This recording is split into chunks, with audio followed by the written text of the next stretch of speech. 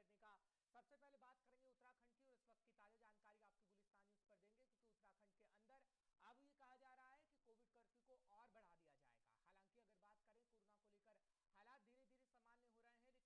बढ़ा दिया जाएगा। हालांकि अगर बात करें कोरोना को लेकर हालात धीरे धीरे सामान्य हो रहे हैं, लेकिन रात में सख्ती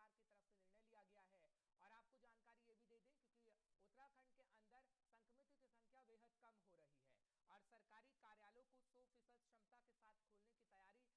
उत्तराखंड सरकार की तरफ से निर्णय लिया गया है। और आपको जानकारी ये भी दे दें, क्योंकि उत्तराखंड के अंदर संक्रमितों की संख्या बेहद कम हो रही है और सरकारी कार्यालयों को 100% क्षमता के साथ खोलने की तैयारी इस वक्त सरकार की हो रही है। और बैठकों का सिलसिला लगातार जारी है, क्योंकि 27 जुलाई की सुबह 6 बजे कोविड कर्फ्यू खत्म हो रहा है। और आपको जानकारी इस वक्त की बड़ी दे रहे हैं, क्योंकि उत्तराखंड का जिक्र करते हैं तो उत्तराखंड के अंदर वैक्सीनेशन की प्रक्रिया इस वक्त चल रही है। फिलहाल सरकार अब मूड में नजर आ रही है कि धीरे धीरे सब कुछ खोला जाए, क्योंकि हालात सामान्य हो रहे हैं। लेकिन कोविड कर्फ्यू में अभी कोई राहत नहीं मिलेगी। हाँ, आप ये कह सकते हैं कि थोड़ी छूट उत्तराखंड की सरकार जरूर दे रही है। और सरकारी कार्यालयों में ये कहा जा रहा है कि 100% क्षमता के साथ उसे खोलने की तैयारी इस वक्त की जा रही है। हालांकि जानकारी इस वक्त की बड़ी आपको दे रहे हैं, क्योंकि कोविड कर्फ्यू को एक हफ्ते और बढ़ाने की तैयारी उत्तराखंड सरकार की तरफ से की जा रही है। 27 जुलाई की सुबह 6 बजे तक खत्म हो रहा है कोविड कर्फ्यू। और जब कोविड कर्फ्यू खत्म हो रहा है, उसके बाद नई गाइडलाइन आ जाएंगी उत्तराखंड के अंदर। और ये जानकारी इस वक्त की बड़ी हम आप तक पहुंचाने की कोशिश कर रहे हैं, क्योंकि जब हम पर्यटकों का जिक्र करते हैं तो उत्तराखंड के अंदर पर्यटकों का आना लगातार जारी है। उसको लेकर भी प्रशासन पूरी सख्ती बरत रहा है। लेकिन उत्तराखंड के लोगों से भी अपील की जा रही है कि वो सावधानी बरतें, सतर्कता बरतें, क्योंकि आगे आने वाला समय बेहद खतरनाक हो सकता है अगर ऐसे ही ढील दी जाएगी और ऐसे ही नियम का पालन नहीं किया जाएगा। क्योंकि बाजारों का जहां तक हम जिक्र करते हैं तो बाजारों में लोग घूमते हुए नजर आ रहे हैं बिना मास्क के, बिना सोशल डिस्टेंसिंग के। और लोगों को अब तक जहां तक समझ जाना चाहिए था कि कोरोना अभी देश से गया नहीं है। कोरोना ने जिस रफ्तार से पैर पसारे थे, अब धीरे धीरे हालात सामान्य जरूर हो रहे हैं, लेकिन देश से कोरोना गया नहीं और ये कहीं ना कहीं लोगों को समझना होगा। फिलहाल अगर बात करते हैं उत्तराखंड की, तो उत्तराखंड सरकार की तरफ से लगातार फैसले लिए जा रहे हैं। वैक्सीनेशन की प्रक्रिया का हम जिक्र करते हैं तो वैक्सीनेशन की प्रक्रिया लगातार उत्तराखंड के अंदर जारी है और ग्रामीण इलाकों तक वैक्सीनेशन का अभियान लगातार पहुंच रहा है।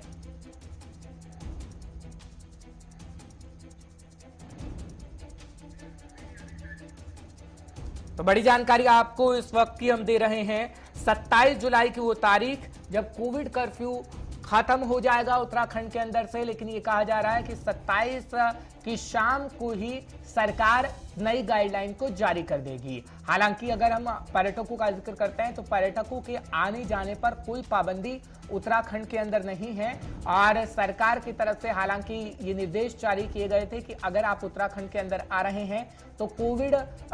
नियमों का पालन करना होगा, आपको रिपोर्ट नेगेटिव दिखानी होगी, तभी आप उत्तराखंड के अंदर एंटर कर पाएंगे, एंट्री ले पाएंगे। जब कांवड़ यात्रा का जिक्र करते हैं तो कोरोना को देखते हुए कांवड़ यात्रा को भी रद्द कर दिया गया और बॉर्डर एरिया पर भी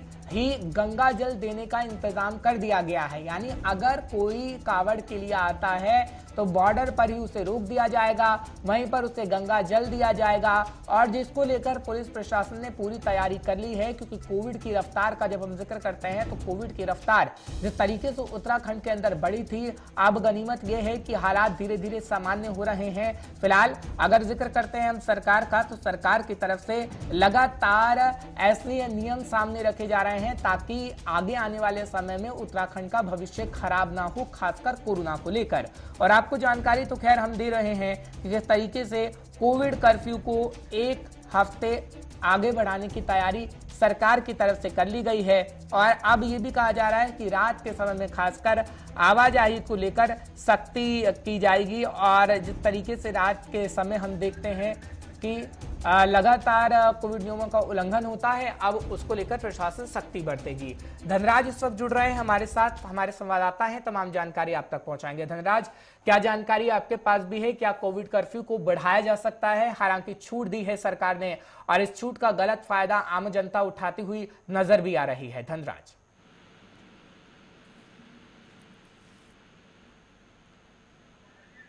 धनराज, क्या मेरी आवाज आप तक मिल रही है? तो शायद धनराज को आवाज नहीं पहुंच पा रही, हम कोशिश करेंगे दोबारा जुड़ने की धनराज से और पूरी जानकारी वो पहुंचाएंगे। हमारे संवाददाता हैं उत्तराखंड से और बताने की कोशिश करेंगे कि ग्राउंड जीरो पर दरअसल हालात कैसे हैं, क्योंकि जब हम कोविड नियमों के पालन का जिक्र करते हैं तो कहीं ना कहीं आम जनता लापरवाही बरत रही है, घरों से बाहर निकला जा रहा है। हालांकि हालात अब सामान्य होते नजर आ रहे हैं, लेकिन जहां तक हम सरकार का जिक्र करते हैं तो सरकार की तरफ से नई गाइडलाइन को अब सामने रखा जाएगा और ये तय किया जाएगा कि आगे का रास्ता कैसे तय करना है, खासकर कोरोना को लेकर, क्योंकि उत्तराखंड में सिर्फ कोरोना का कहर ही नहीं रहा और हमने देखा कि किस तरीके से ब्लैक फंगस ने भी कहर बरपाया। फिलहाल अब जानकारी हम इस वक्त की आपको ये दे रहे हैं कि अब नई गाइडलाइन सामने आएगी और कोविड कर्फ्यू का जब हम जिक्र करते हैं तो क्या वाकई अब कोविड कर्फ्यू को बढ़ाया जाएगा या नहीं, ये तो देखने वाली बात होगी। चलिए अब बात करते हैं उत्तराखंड की राजनीति की, क्योंकि कांग्रेस में लग रहा था कि कलह खत्म हो जाएगा, लेकिन उत्तराखंड कांग्रेस में कलह खत्म नहीं हुआ है, रार बरकरार है। आपको जानकारी इस वक्त की बड़ी दे देते हैं, क्योंकि उत्तराखंड कांग्रेस के अंदर सीएम का चेहरा कौन होगा उसको लेकर रार बरकरार है और उत्तराखंड में कांग्रेस सीएम फेस पर तकरार लगातार बनी हुई है और तकरार पर तकरार इस वक्त देखने को मिल रही है। हरीश रावत के नाम पर पार्टी में रार दिख रही है और हरीश रावत पर कांग्रेस में सियासी जंग एक तरीके से छिड़ी हुई है। और आपको ये भी बता दें कि प्रदेश अध्यक्ष गणेश गोदियाल के बयान के बाद ये तकरार तेज हो गई है और इस वक्त की जो ताजा जानकारी मिल रही है, क्योंकि तकरार पर तकरार हम सीएम फेस पर देख रहे हैं, क्योंकि पहले जब ये लगा कि जब नेता प्रतिपक्ष का ऐलान हो गया, अध्यक्ष के नाम का ऐलान हो गया, तो हरीश रावत ही दावेदार होंगे, उत्तराखंड सीएम का चेहरा होंगे। लेकिन अब ये लग रहा है कि अभी कलह दूर नहीं हुई है और एक बयान भी सामने आया जब हमने देखा कि प्रदेश अध्यक्ष गणेश गोदियाल ने बयान दिया, जिसके बाद तकरार तेज हो गया है, क्योंकि सीएम फेस पर तकरार हम उत्तराखंड के अंदर देख रहे हैं और हरीश रावत के नाम पर पार्टी में रार दिख रही है। हालांकि हरीश रावत बड़ा चेहरा है, उत्तराखंड के सीएम भी रह चुके हैं और ये देखने वाली बात होगी कि आखिर क्या कुछ रहेगा उत्तराखंड की राजनीति के अंदर। फिलहाल अगर जिक्र करें हम सरकार का, तो सरकार में बैठे मंत्री इस वक्त बीजेपी के, वो तंज कसने का काम बखूबी कांग्रेस पे कर रहे हैं, क्योंकि कल ही हमने आपको जो दिखाया कि किस तरीके से बीजेपी तंज कसने का काम कर रही है। खासकर हरीश रावत पर तंज कसा जा रहा है, कांग्रेस पर तंज कसा जा रहा है कि कांग्रेस आपसी कलह ही नहीं दूर कर पा रही है, तो आम जनता की समस्याओं को आगे आने वाले समय में कैसे दूर कर पाएगी।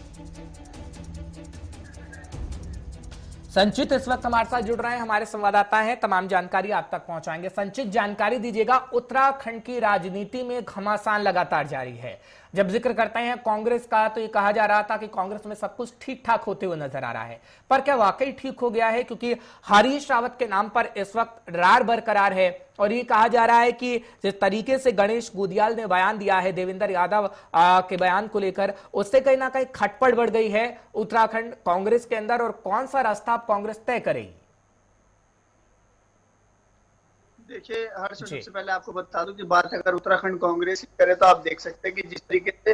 प्रदेश अध्यक्ष के बयान के बाद से घमासान उत्तराखंड की कांग्रेस पार्टी के अंदर बना हुआ है, उसके बाद लगातार जिस तरीके से जो गुटबाजी कांग्रेस के अंदर से शुरुआत से रही है, उसको लेकर के अलग अलग गुट अपने आप में प्रभावी हो गए और अलग अलग बयान उत्तराखंड प्रदेश में जारी होने लग गए, जिसको देखते हुए पहले जो प्रीतम सिंह का गुट है, प्रीतम सिंह का गुट कहता है कि जो अगर सीएम के चेहरे की अगर बात करें तो प्रीतम सिंह को सीएम का चेहरा चिन्हित किया जाए। हरीश रावत का गुट हरीश रावत की मांग करता है। अब बात गोदियाल को अगर प्रदेश अध्यक्ष बनाया है तो उनका गुट धीरे धीरे अब दोबारा से उनका सक्रिय होने लग गया। तो इसको लेकर के जो बात अगर गुटबाजी की करे तो वो तो हमेशा से ही कांग्रेस के अंदर पे चरम पे रही है, लेकिन इस वक्त जब जिसको देखते हुए जो प्रदेश के प्रभारी है कांग्रेस के दिव्येंद्र यादव, वो बताते हैं क्या बोलते हैं उसको, ये अफवाह फैलाई गई है, ऐसा कोई बयान हमारे द्वारा जारी नहीं किया गया। और साथ ही साथ हरीश रावत भी इस बात पे मोहर लगाते हैं कि सामूहिक नेतृत्व में कांग्रेस उत्तराखंड के अंदर चुनाव लड़ेगी और चुनाव लड़ने के बाद अगर उनकी सरकार उत्तराखंड के अंदर बनती है तो विधायक दल का नेता विधायक द्वारा चुना जाएगा।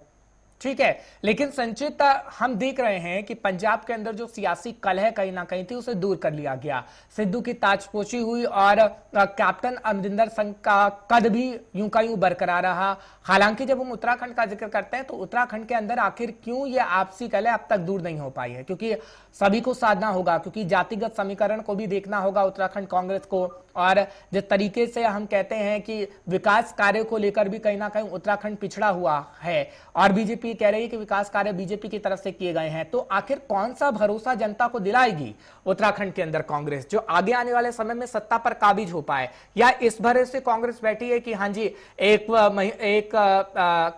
सत्ता पे काबिज होती है 5 साल कांग्रेस की सरकार और 5 साल बीजेपी की सरकार या कोई और सरकार, अब कांग्रेस ही आएगी, इस कॉन्फिडेंस में तो कांग्रेस नहीं।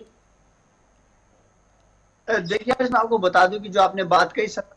तो उत्तराखंड का एक ये रहा है कि 5 साल कांग्रेस की सरकार रहेगी तो 5 साल भाजपा की सरकार रहेगी, और जिस तरीके से मुख्यमंत्री के चेहरे बदलने की अगर बात करें तो ये काम कांग्रेस भी अपनी सत्ता में रह करके किया और ये काम भाजपा ने भी अपनी सत्ता में रह करके किया है। बात अगर विकास कार्यों की करें, जिस तरीके से सीएम का चेहरा बदलने के बाद एक उत्तराखंड प्रदेश के अंदर एक जो प्रदेश की जनता है उनका कहना है कि चाहे कोई पार्टी रही हो, चाहे वो भाजपा रही हो, चाहे वो कांग्रेस रही हो, लगातार जो सिर्फ और सिर्फ उत्तराखंड की जो ये सरकारें हैं ये सिर्फ सीएम बदलने पे फोकस रखती हैं, जो सरकार जो जनता का हित है उसको कहीं ना कहीं नकारती है। जिस तरीके से मैनिफेस्टो में की बात की जाती है, बड़े बड़े वादे किए जाते हैं, वो सिर्फ चुनावी साल तक रहते हैं। जिस तरीके से चुनाव खत्म होते हैं, चुनाव के बाद इनकी सत्ता बनती है, इनकी सरकार आती है, उसके बाद से जो आम जनता से किए गए वादे हैं वो दोनों ही पार्टियां कहीं ना कहीं नकार देती है। जिस तरीके से इस वक्त की बात अगर उत्तराखंड में प्रदेश सरकार करें, प्रदेश में इस वक्त सरकार भाजपा लगातार चेहरे को बदलती है, उसको लेकर के कहीं ना कहीं जिस तरीके से अब अगर पुष्कर सिंह धामी की बात करें जो इस वर्तमान मुख्यमंत्री हैं वो लगातार जो घोषणाएं कर रहे हैं। चलिए वार